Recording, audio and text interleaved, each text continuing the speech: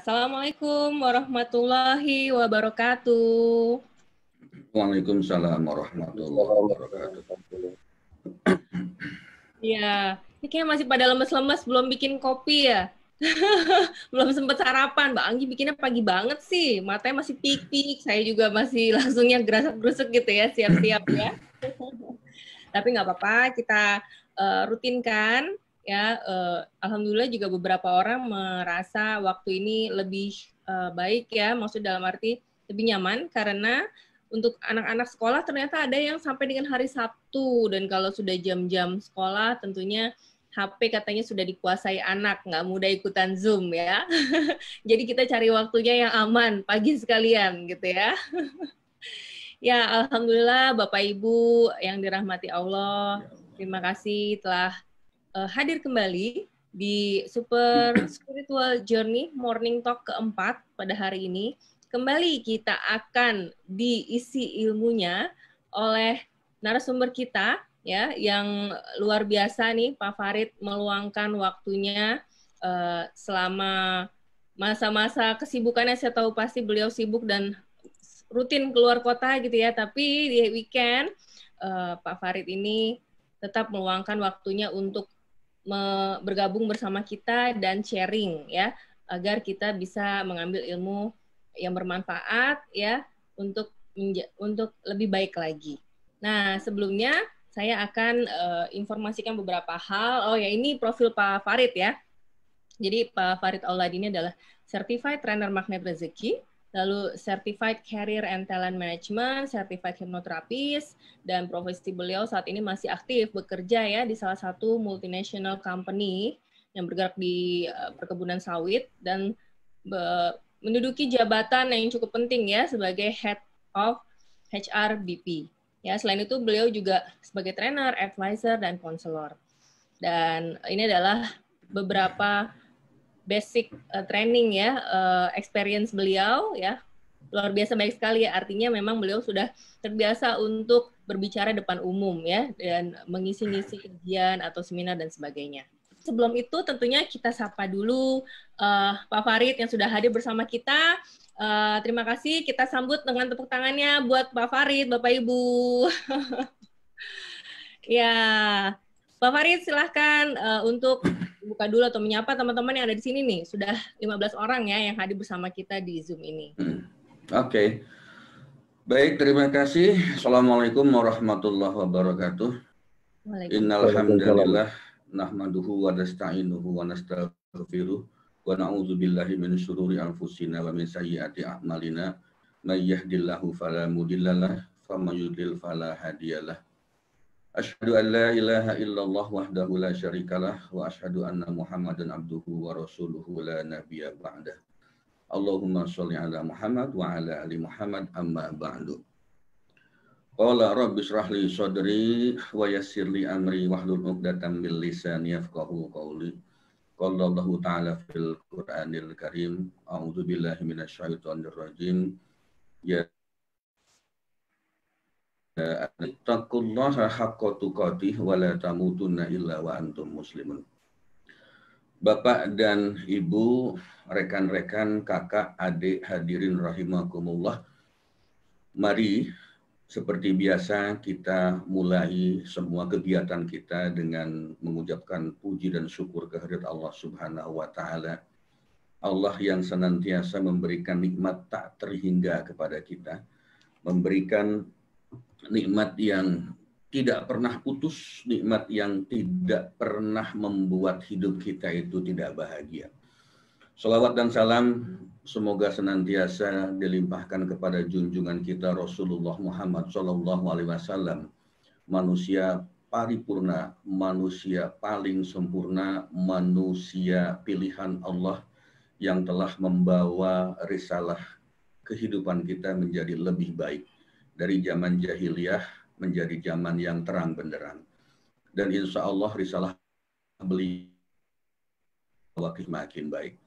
Salawat dan salam ini juga senantiasa semoga dilimpahkan kepada keluarga beliau, kepada para sahabatnya, dan tentunya kita juga sebagai umat di akhir zaman mendapatkan juga syafaat dari beliau di yaumil akhir kelak. Bapak dan Ibu, terima kasih Mbak Anggi dengan Pradita Consulting-nya yang telah setia untuk menyapa rekan-rekan Bapak dan Ibu semua dengan acara Morning Talk, dengan satu acara yang insya Allah semoga kita berharap kepada Allah akan membawa kita ke jalan kehidupan yang lebih baik. Satu acara yang insya Allah akan mengajarkan kepada kita hal-hal yang sederhana, hal-hal yang barangkali juga sering dilupakan oleh kita. Dan ingat, kadangkala hidup kita itu tergelincir justru oleh hal-hal yang sederhana, yang kita tidak sadari bahwa itu sesuatu yang kita. Dan seperti biasa, sebelum kita mulai acara ini, mari kita sama-sama berdoa kepada Allah. Kita memohon kepada Allah, semoga kita diberikan berkah di kehidupan kita. Kita memohon kepada Allah, semoga kita dimudahkan untuk belajar ilmu ini. Dan kita memohon kepada Allah, semoga apa yang kita pelajari ini bisa memberikan kebaikan bagi diri kita pribadi, bagi keluarga kita, dan tentunya juga orang-orang di sekeliling kita.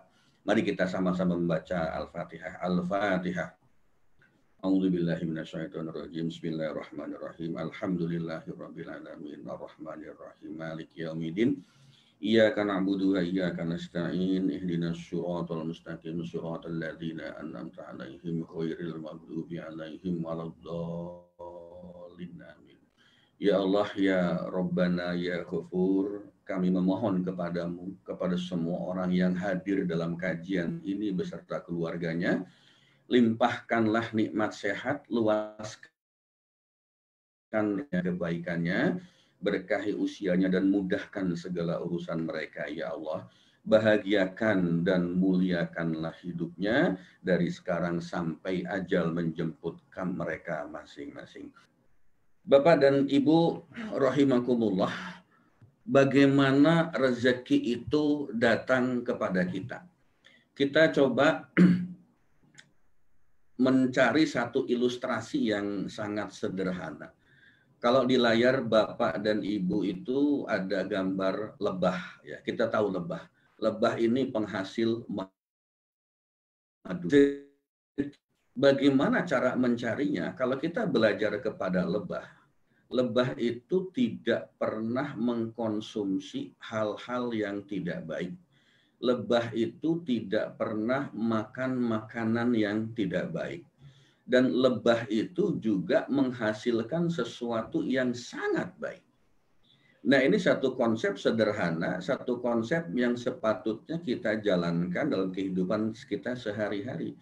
Apa yang kita cari, apa yang kita lakukan, apa ikhtiar yang kita kerjakan sepatutnya adalah sesuatu yang sangat baik.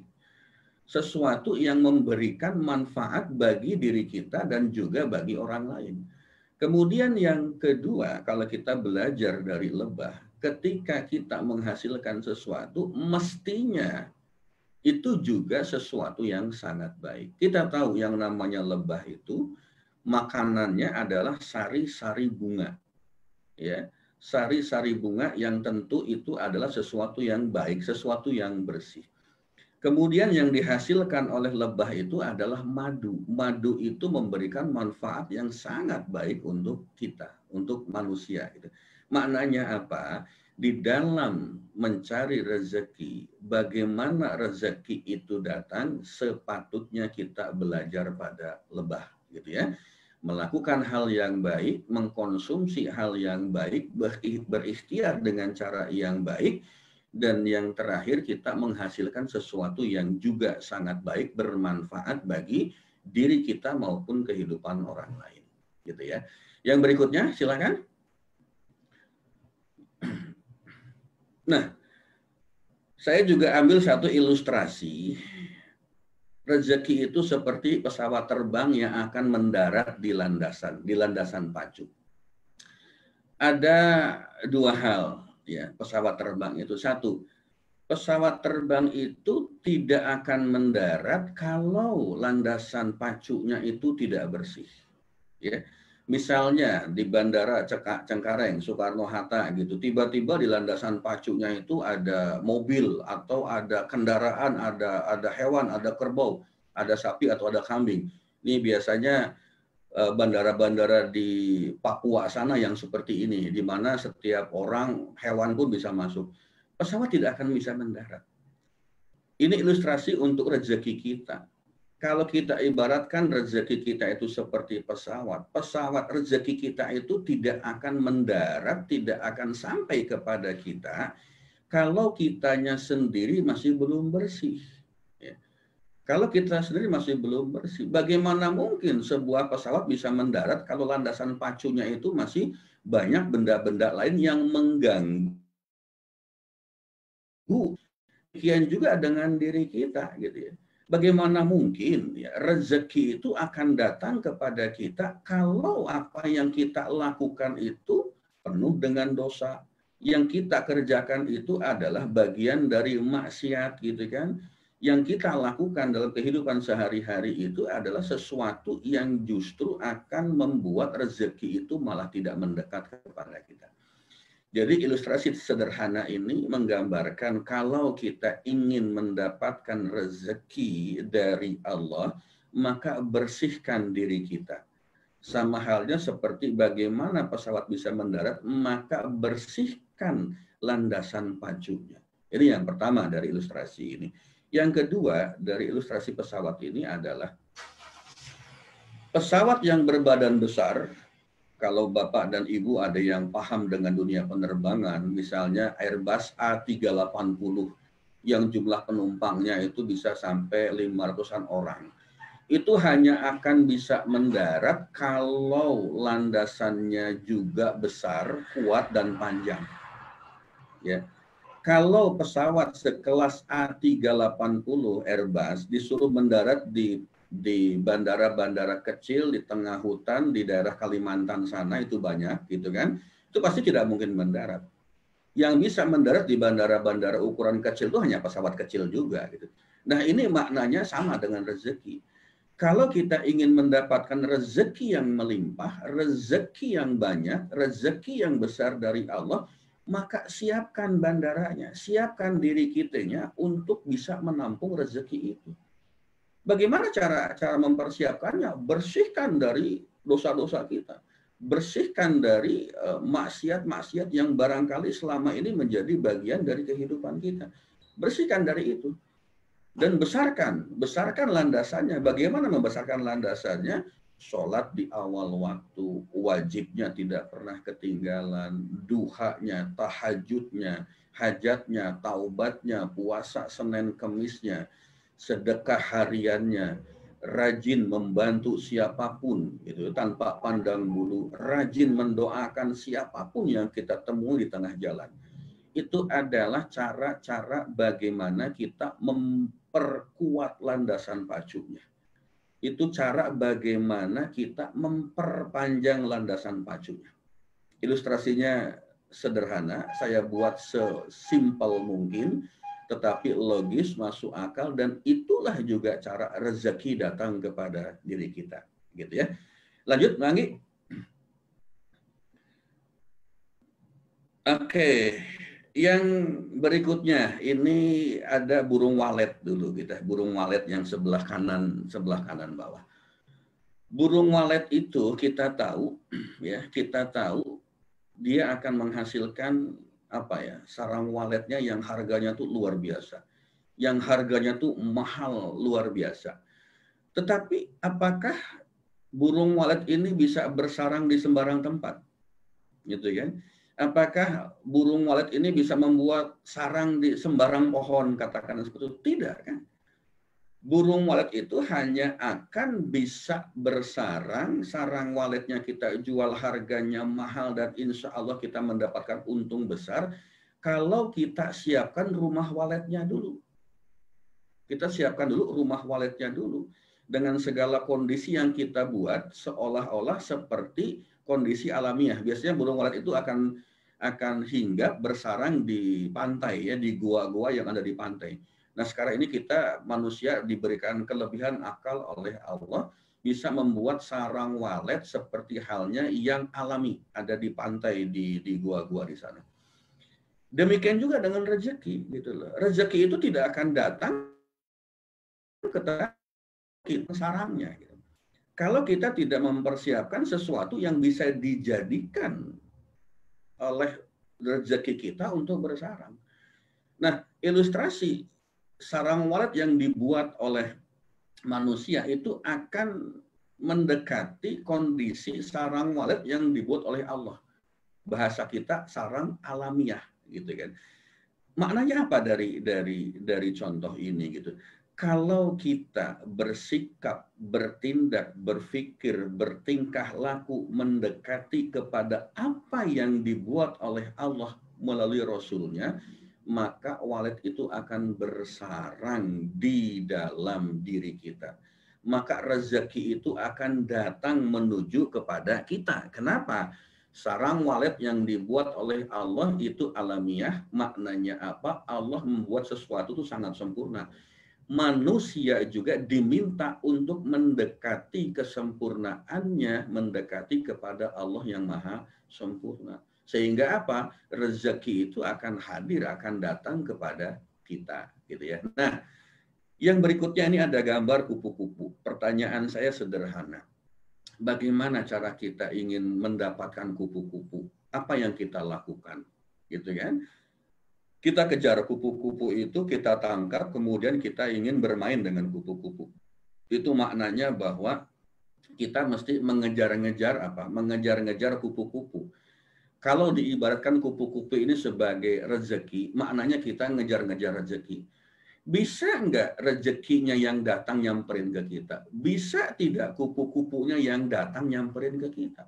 Sangat mudah. Caranya gimana? Bikinlah taman.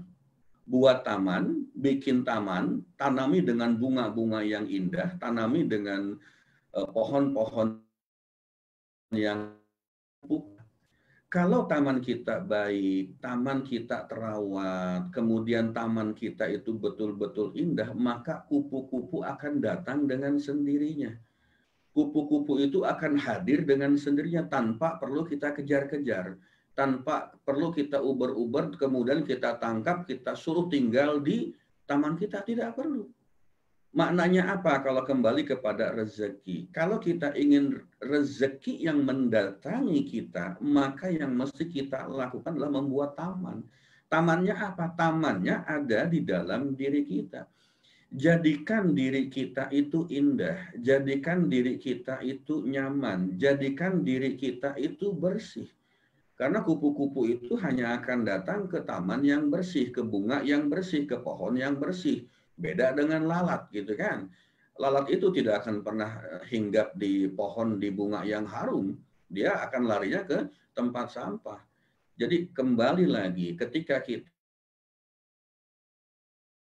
yang bisa didatangi kupu-kupu, ketika kita ingin menjadi seseorang yang bisa didatangi oleh rezeki, jadikan diri kita itu indah. Jadikan diri kita itu sebagai taman.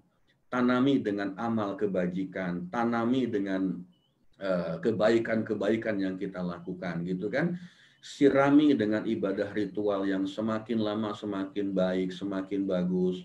Sholat 5 waktunya, sholat wajib, sholat sunat, puasa, macam-macam. Itu adalah taman-taman surga yang akan membuat rezeki kita itu datang dengan sendirinya.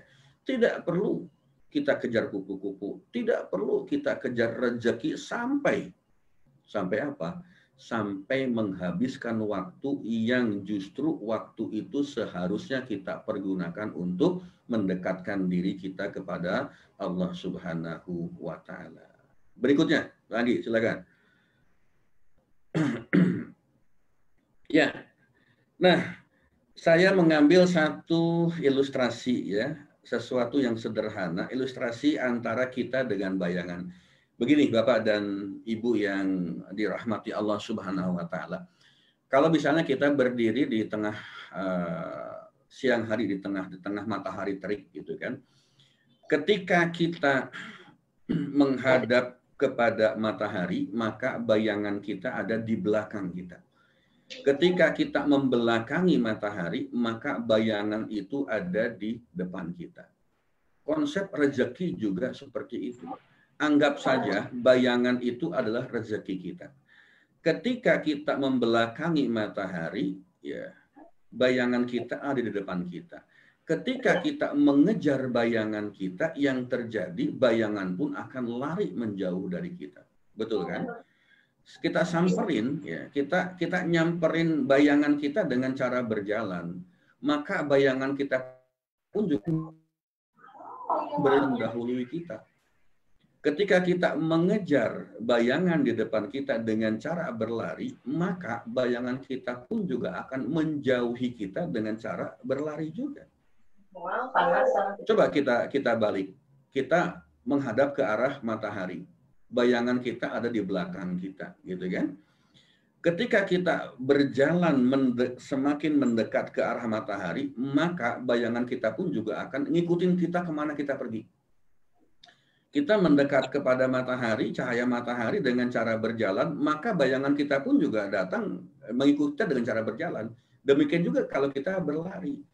Nah, kalau kita ibaratkan cahaya matahari itu adalah Allah, bayangan itu adalah rezeki. Ketika kita membelakangi matahari, maknanya kita membelakangi Allah, maka ketika kita semakin mengejar rezeki, rezekinya juga semakin berlari menjauh dari kita. Lain halnya kalau dibalik, ketika kita menghadap matahari, maknanya kita menghadap Allah, mendahulukan Allah, memberikan prioritas kepada Allah, maka bayangan kita atau rezeki kita itu akan ikut kemanapun kita pergi. Semakin kencang kita berlari menuju Allah, maka semakin kencang rezeki juga datang kepada kita. Ini cara-cara rezeki datang menghampiri kita. Ini kan ilustrasi sederhana yang barangkali jarang kita pahami, ya, tetapi itulah sebetulnya rezeki itu datang seperti itu. Itu gambarannya, gitu kan? Lanjutkan, Mbak Anggi. Nah, satu lagi, ini yang terakhir. Konsep atau ilustrasi bagaimana rezeki itu datang, rezeki itu hadir, gitu kan? Bapak dan Ibu rahimakumullah, saya yakin Bapak dan Ibu sering pergi ke tempat keramaian, ke mall, ke tempat-tempat hiburan, ya, berwisata, di mana di situ ada tempat parkir kendaraan. Kita bisa pakai motor atau mobil, apapun kendaraan kita.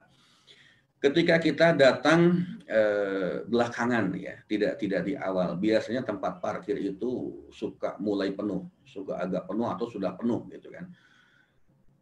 Kita mencari tempat parkir keliling, misalnya itu dari tempat P1, P2, P3 dan seterusnya, terus kita keliling. Kadang-kadang kalau kita nyetirnya terlalu kencang, bisa jadi tiba-tiba di belakang kita yang kosong. Kelewat oleh kita udah keburu kebablasan, ternyata yang di belakang kita keluar dan ada tempat parkir yang kosong.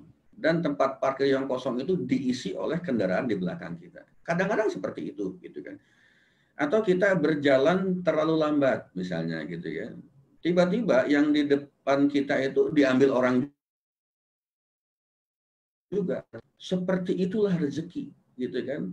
Jadi maknanya kadang kalau kita terlalu cepat juga untuk menjemput rezeki belum tentu dapat. Atau kita santai-santai juga belum tentu dapat juga, gitu. Kenapa? Karena pada dasarnya rezeki itu Allah yang mengatur. Pada dasarnya ikhtiar kita itu tidak ditujukan untuk menjemput rezeki. Ikhtiar kita ya ikhtiar. Ikhtiar kita adalah kewajiban kita untuk berusaha, berupaya menjemput rezekinya. Sementara kalau rezeki itu akan didatangkan oleh Allah melalui cara apa, itu sepenuhnya menjadi diskresi atau hak prerogatifnya Allah Subhanahu wa Ta'ala. Itu ilustrasi sederhananya. Kita kenceng nyari tempat parkir, kadang-kadang di belakang kita muncul yang kosong, gitu. Atau kita pelan-pelan nyetirnya, tiba-tiba di depan kita diambil orang juga, gitu. Atau kadang ada parkir, di depan kita langsung ada tempat kosong dan kita bisa masuk. Nah ini juga satu ilustrasi yang sederhana gitu, bahwa mencari rezeki itu bukan karena ikhtiar kita. Ikhtiar itu adalah kewajiban. Sama halnya seperti kalau Bapak dan Ibu ingat kisah Siti Hajar dengan Nabi Ismail gitu kan. Pada saat beliau lari dari Sofa ke Marwah 7 kali untuk mencari air. Nongolnya air itu di mana? Nongolnya air itu justru di dekat kaki Ismail. Padahal kaki Ismail itu tidak di Sofa, tidak di Marwah. Bahkan kenapa Siti Hajar itu mesti lari-lari dari Sofa ke Marwah sebanyak 7 kali? Kalau kita bilang sebagai manusia normal kita gitu ya, kalau sudah sekali 2 kali lari lewat ke arah situ dan nggak ketemu di sana, ngapain diterusin? Ya, ngapain diterusin? Kenapa nggak nyari ke tempat lain? Bukan mencari airnya, tetapi beliau ingin mendapatkan ridho Allah. Beliau ingin mencari ridho Allah. Ridho Allah itulah yang menjadi lantaran, menjadi sebab datangnya air Zam-Zam justru di kakinya Ismail. Ini juga ilustrasi yang sederhana, ada dikisahkan di dalam Al-Quran. Ini sebagai contoh untuk kita. Ada satu contoh lagi, ini teman saya pernah bercerita gitu. Ada tukang roti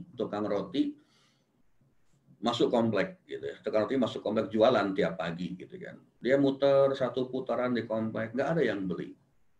Masuk putaran yang kedua, nggak ada yang beli. Gitu kan. Masuk putaran yang ketiga, nggak beli juga. Selesai putaran ketiga, dia kemudian keluar dari komplek. Tiba-tiba masuk tukang roti yang kedua. Baru muter 1 kali, udah 3 orang yang beli. 3 orang yang beli. Maknanya apa? Bahwa sesungguhnya rezeki itu yang ngatur Allah Subhanahu wa Ta'ala. Belum rezekinya bagi si tukang roti yang pertama di komplek itu. Bisa jadi di komplek yang lainnya dia akan dapat lebih banyak.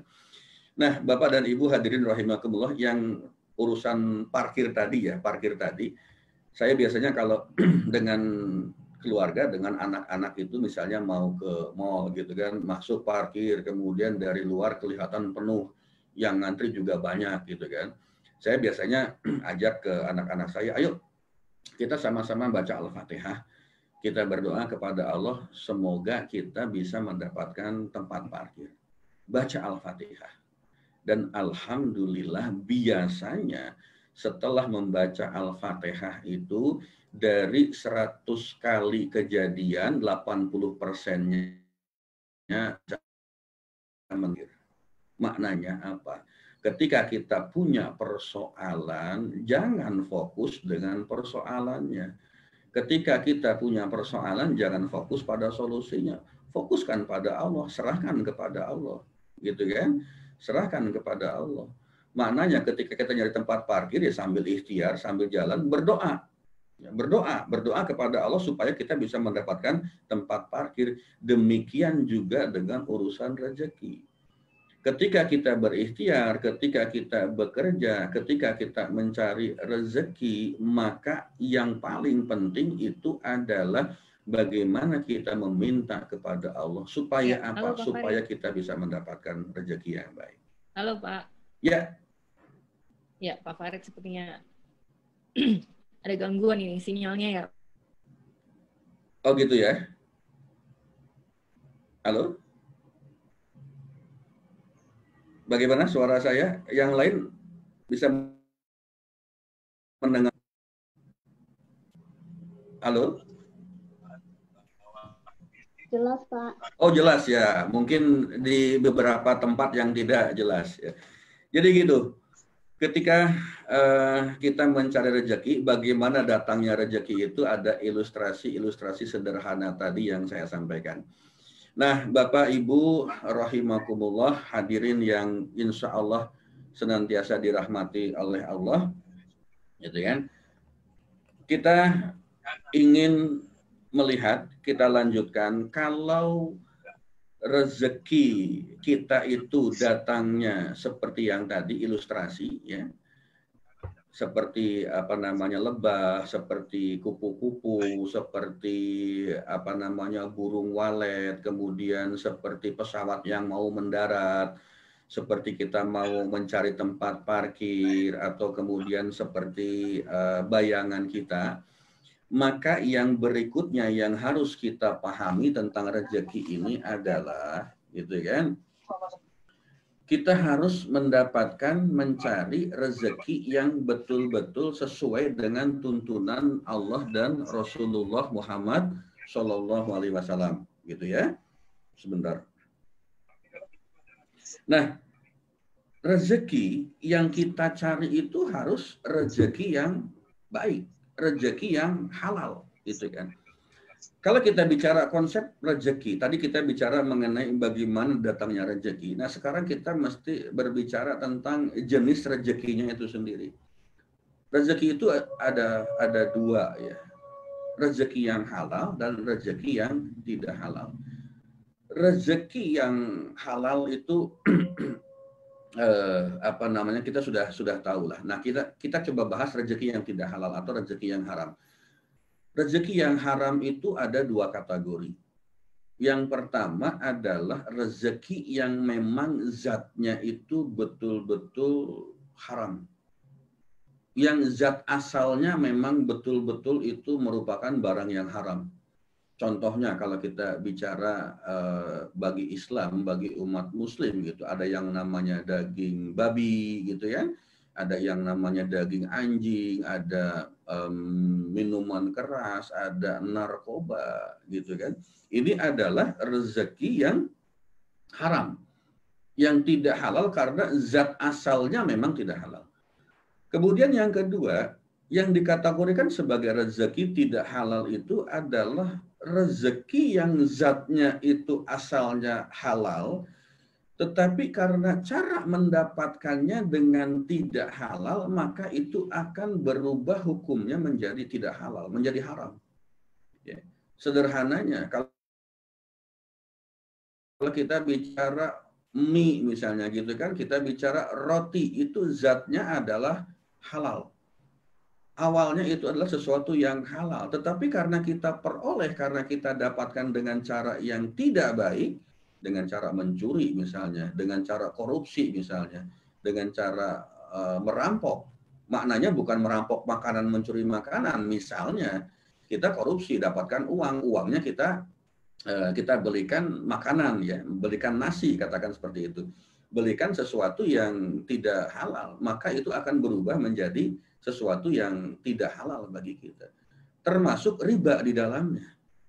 Nah, Bapak Ibu rahimakumullah, kalau kita sebagai umat Islam, sebagai orang awam, itu sangat mudah menghindari rezeki atau makanan yang zatnya itu memang haram. Tetapi tidak mudah bagi kita untuk menghindari rezeki atau makanan yang zatnya halal, tetapi karena cara mendapatkannya itu tidak halal, nah ini yang nggak mudah.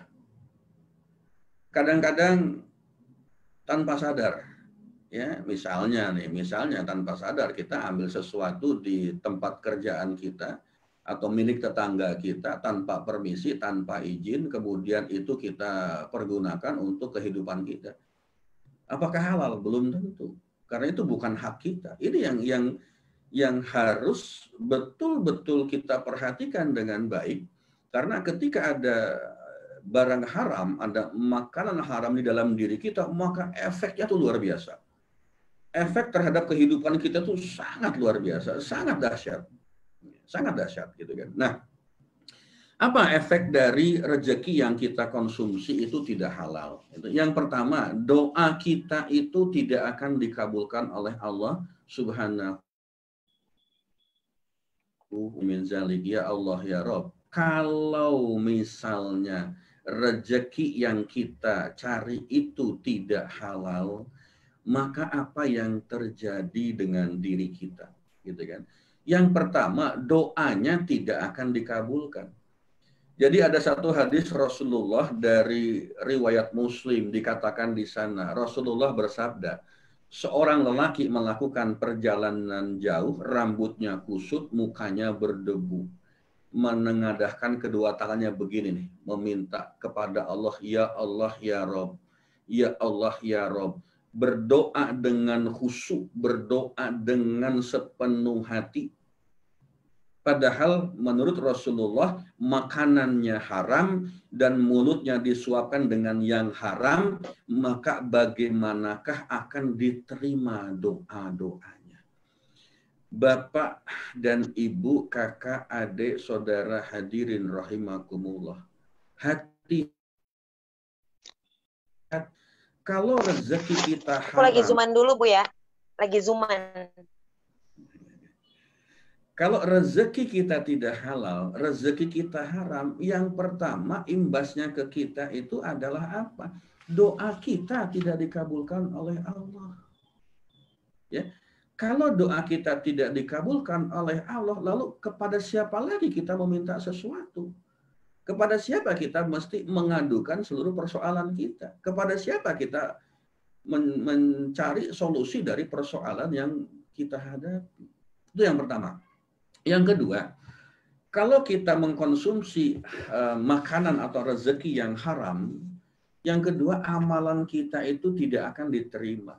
Ini ada satu hadis diriwayatkan oleh Tobroni. Dari Ibnu Abbas berkata bahwa Sa'ad bin Abi Waqqas berkata kepada Rasulullah SAW, ya Rasulullah, doakanlah aku agar menjadi orang yang selalu doa. Rasulullah menjawab, wahai Sa'ad, perbaikilah makananmu. Makanlah makanan yang halal, niscaya engkau akan menjadi orang yang selalu dikabulkan doanya. Dan demi jiwaku yang ada di tangannya, sungguh jika ada seseorang yang memasukkan makanan haram ke dalam perutnya, maka tidak akan diterima amalnya selama 40 hari, dan seorang hamba yang dagingnya tumbuh dari hasil menipu dan riba, maka neraka lebih layak untuknya. Bapak Ibu hadirin rahimakumullah. Sekepal saja barang haram itu masuk ke dalam perut kita, maka 40 hari ibadahnya, amal kebaikannya tidak akan diterima oleh Allah Subhanahu wa taala. Ya, 40 hari. Bayangkan kalau sekepal, bayangkan kalau 2 kepal, 3 kepal, 4 kepal, 5 kepal, berkepal-kepal. Berapa lama? Berapa kali 40 hari gitu? Sekepal 40 hari, 2 kepal 80 hari, 3 kepal 120 hari, 4 kepal demikian seterusnya. Lah kalau setiap hari kita mengkonsumsi barang yang haram, saya yakin sih tidak akan mengkonsumsi daging babi, saya yakin tidak akan mengkonsumsi daging anjing, narkoba juga tidak, karena itu mudah. Kemudian miras juga tidak. Tetapi kalau kita mendapatkan rezeki dengan cara yang haram, dengan cara yang tidak halal, itu kan sama aja maknanya bahwa kita mengkonsumsi barang yang tidak halal. Berkepal-kepal berapa ratus hari, berapa tahun, barangkali belasan tahun.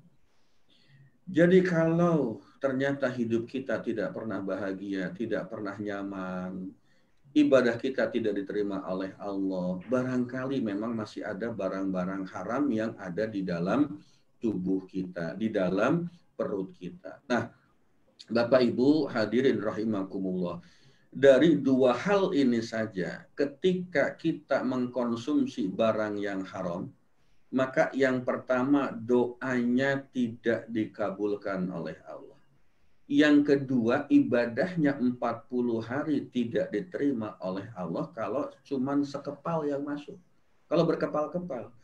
Lalu kalau doa tidak dikabulkan, lalu kalau ibadahnya tidak diterima, lalu apa yang menjadi andalan kita untuk hidup di dunia ini? Sederhana, bukan? Cari rezeki itu gampang. Cari rezeki itu mudah.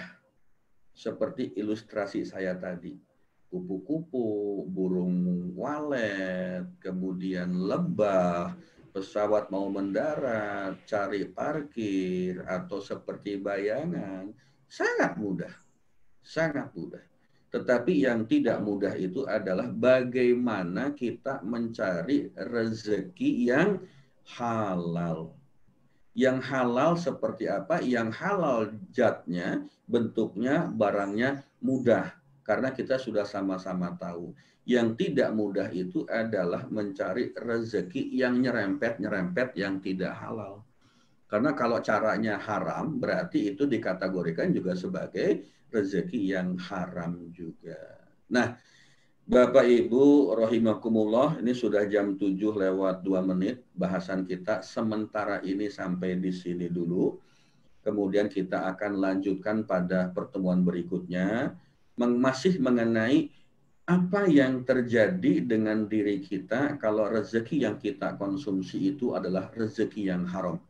Ini kaitannya sangat banyak. Termasuk juga dengan keturunan kita, dengan karena waktu sudah habis, kita tetap komit pada rencana jam 6 sampai dengan jam 7 ya, kita melakukan acara ini karena saya yakin Bapak dan Ibu juga pasti punya kegiatan masing-masing apalagi di weekend. Barangkali itu Mbak Anggi, silahkan. Baik, ya terima kasih Pak Farid. Ini sepertinya pembahasan mengenai rezeki terlebih halal dan tidak halal gitu ya. Menarik nih karena banyak yang sudah chat ya di grup chat Zoom, apalagi di Facebook. Ini banyak yang komen dan bertanya ya. Karena beberapa hal kadang-kadang adalah hal-hal yang kelihatannya sudah lazim rahasia umum ya terjadi di sekitar kita.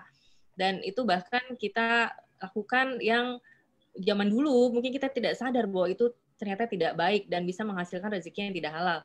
Nah, teman-teman karena waktu juga ya, seperti biasa ya, pertanyaan-pertanyaan nanti akan saya kumpulkan. Untuk teman-teman yang di Zoom tadi mohon maaf saya tiba-tiba ke lockout ya karena sinyal. Kalau ada yang memang bertanya silakan di WR saya atau langsung saja ya karena tadi kehapus di WA di Zoom saya. Ya, silakan bisa dikirimkan pertanyaannya langsung ke WA saya. Nah, sebelum ditutup, ya, seperti biasa nanti kita akan tutup lagi dengan doa penutup ya Pak Farid. Tapi ini saya ingatkan lagi, Bapak Ibu, nanti kita akan memberikan 4 e-voucher untuk di Morning Talk kali ini, ya. Jadi nanti akan ada 2 e-voucher terbaik untuk pertanyaan, lalu 1 e-voucher untuk yang sharing testimoni yang merasakan terkait dengan pembahasan apa yang sudah dijelaskan oleh Pak Farid pada hari ini terkait tentang rezeki, ya, bagaimana datangnya, dan juga halal dan tidak halalnya. Dan yang terakhir adalah yang nanti membuatkan notulen, ya, apa yang sudah didapatkan dari materi hari ini, ya, bisa di-share Facebook videonya ya, ke halaman Facebooknya, di tag ke saya untuk nanti bisa diberikan penilaian agar mendapatkan berhak mendapatkan e-voucher juga sebesar Rp50.000. Oke, Bapak Ibu, ini ada Bu Erna ya, raise hand ya, mau tanya ya. Sepertinya banyak yang mau bertanya ini Pak Farid. Gimana? Ada yang mau bertanya live? Kita persilakan atau kita tunggu untuk minggu depan Pak Farid? Baiknya gimana? Ya, kita tunggu minggu depan saja ya, karena tentu juga ada jamaah lain yang punya kepentingan dan tetap keluarga menjadi prioritas kita semua, gitu ya. Baik, oke, lanjut Pak Farid, kita tutup dengan doa ya, kalau begitu. Baik, sebentar, saya share screen terlebih dahulu untuk doanya.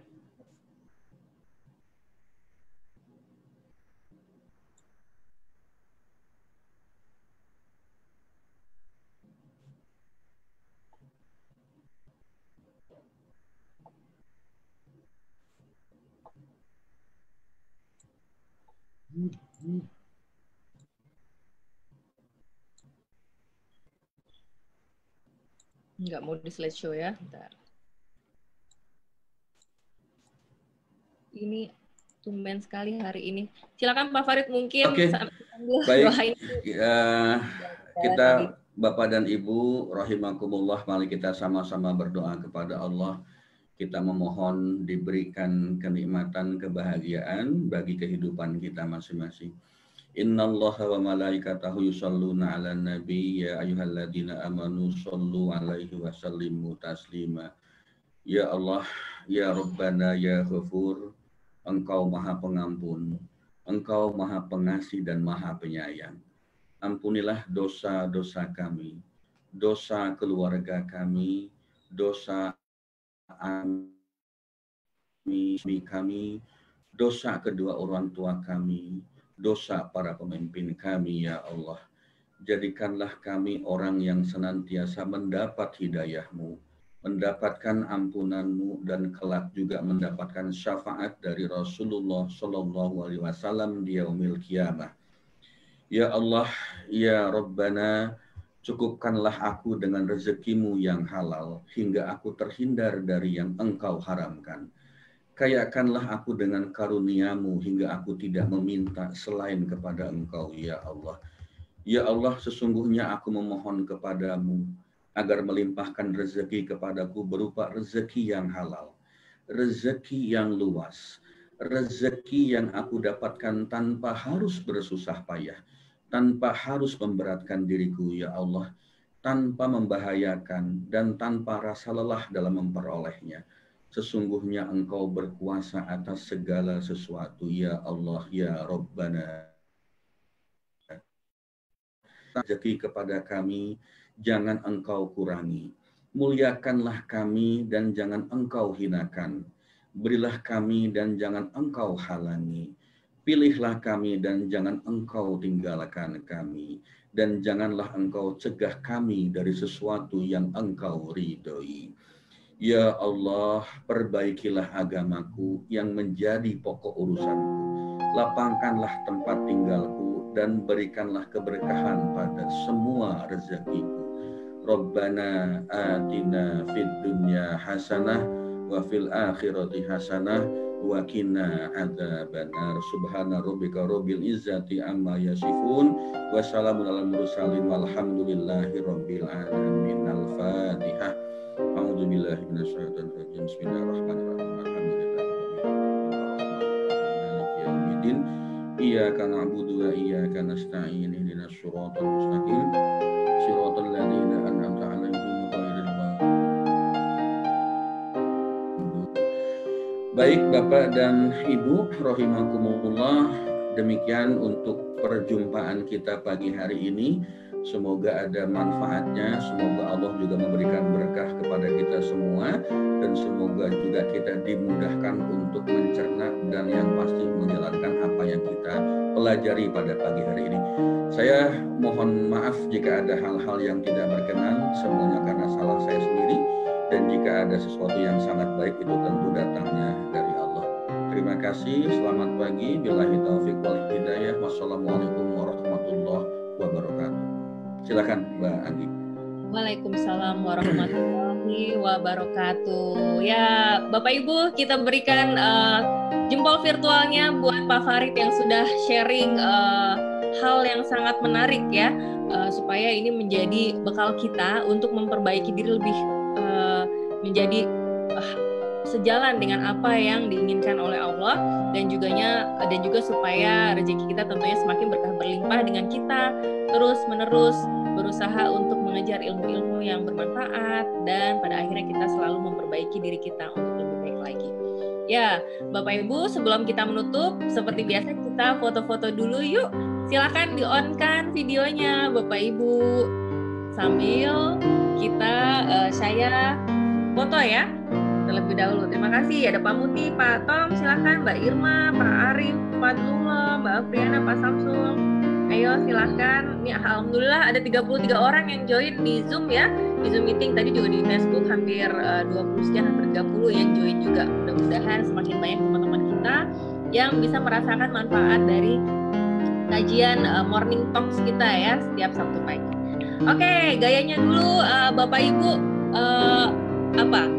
Gayanya love dulu ya, love. Kita selalu penuhi diri kita dengan rasa bahagia dan tebarkan aura cinta kasih sayang kita kepada orang-orang sekitar kita. Silakan, ayo Pak Farid dipimpin juga. 1, Mbak Riana, Pak Daring, 86, 1, 2, 3. Oke. Baik, satu lagi gayanya adalah gimana? Pak Farid tadi deh, top aja deh. Terbaik ya. 1, 2, 3.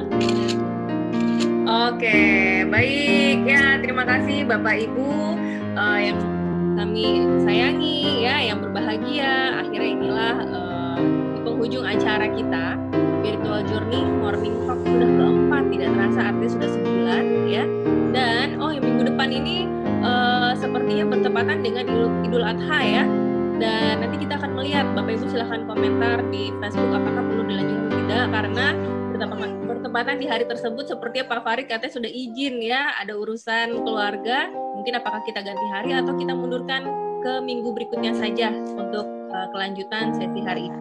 Silakan inputnya bisa di WA saya atau di Facebook group, dan nanti saya akan update lebih lanjut ya. Terima kasih banyak atas partisipasinya dari kakak-kakak semuanya. Mohon maaf ya, tadi belum saya sebutkan satu persatu, ini luar biasa ya. Semuanya sudah bergabung pagi-pagi. Atas nama Pradita Consulting ya, saya Anggi Pradita mengucapkan banyak terima kasih atas kesetiaannya membersamai setiap pagi ya. Mudah-mudahan ilmu kita semakin berkah dan bermanfaat bagi orang-orang sekitar kita, dan kita pun semakin bisa membahagiakan orang-orang di sekitar kita ya. Mohon maaf apabila ada perkataan yang kurang berkenan. Terima kasih. Wassalamualaikum warahmatullahi wabarakatuh.